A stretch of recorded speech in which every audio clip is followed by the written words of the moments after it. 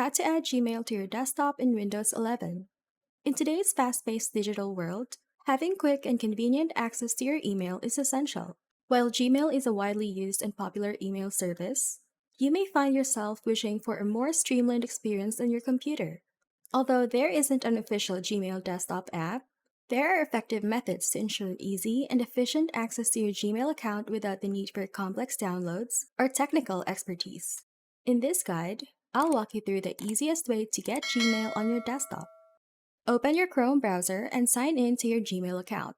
Once you've opened Gmail using Chrome, locate the three-dot menu on the upper right corner of your browser.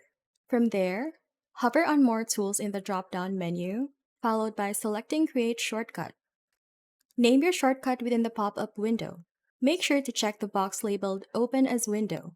Then simply click Create to place the Gmail shortcut on your desktop. This will open Gmail in a separate window and add the shortcut to your desktop. This can also be done with Microsoft Edge by following slightly different steps. Sign into your Gmail account using Microsoft Edge and click on the three dots on the top right corner. Hover on Apps and select Install this site as an app. Create a name for it, then click Install.